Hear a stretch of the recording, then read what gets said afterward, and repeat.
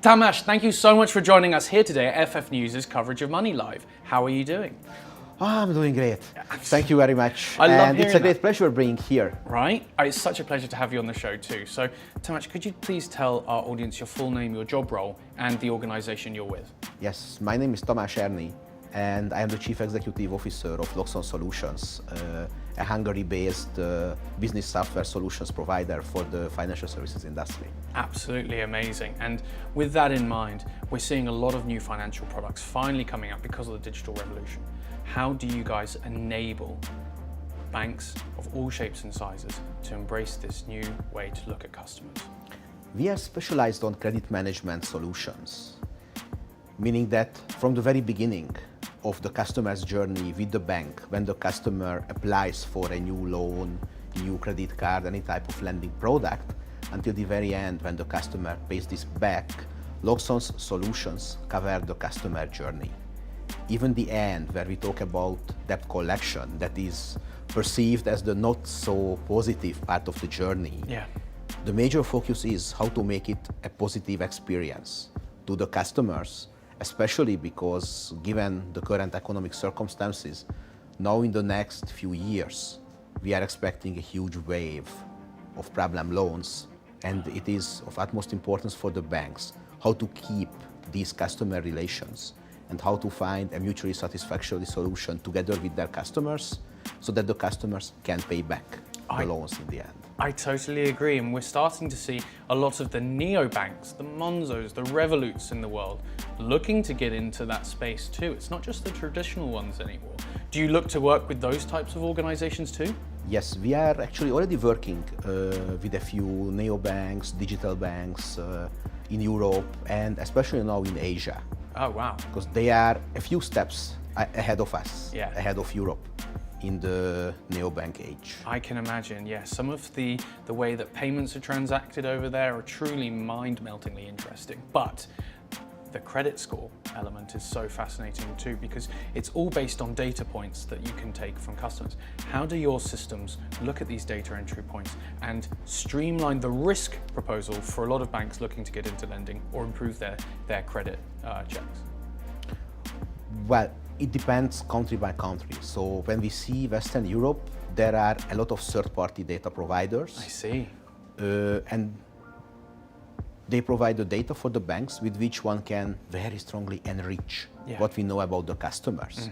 When we start going to the East, especially going to Asia, going to the Middle East and Africa, or even Eastern Europe, where there are no such even decade-long credit histories and where the economies change quite rapidly, not comparable to the advanced economies we see in Western Europe, there it's very important to use the data that the banks can collect about their customers, because they simply do not have that many external data providers. They already have a credit bureau, but not too many other providers. So what our solutions do there is we follow the customer journey and we collect as much information as possible. We get the data from other banks' systems and we use this information to build the scoring models, to build the collection strategies, to build early warning models, or in the end, even to build the IFRS 9 provisioning models. So all the models in the end-to-end cycle. And wherever possible, in all this cycle, banks more and more turn towards data-driven decisions, they turn towards AI. And as we all know, basically data-driven decisions need one strong ingredient. And as you said, this is data. So we always come back to the point how we collect the data. Amazing. Now, you brought up IFRS 9.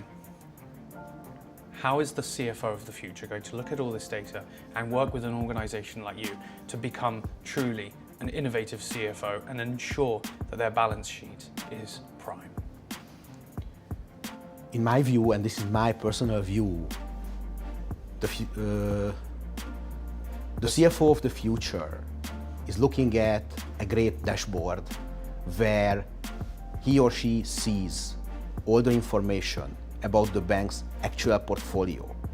It's not a financial question anymore. The CFO is an active part of the bank's business judging where the balance sheet is heading, simulating where the bank will face challenges, whether it's on the capital size, they need more capital, or if the bank is launching a new credit portfolio for the retail customers, how this credit portfolio will impact the profitability, the capital requirement, the provisioning, how acquiring new major corporate customers will impact the balance sheet, will impact, again, provisioning, capital requirements, and what is the overall impact on the bank's financial standing.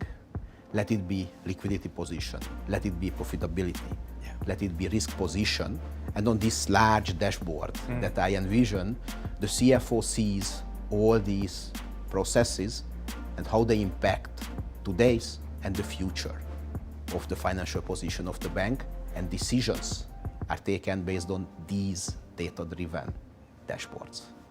Absolutely amazing. Thank you so much for your insights. It's been an absolute pleasure. Thank you. Great talking to you.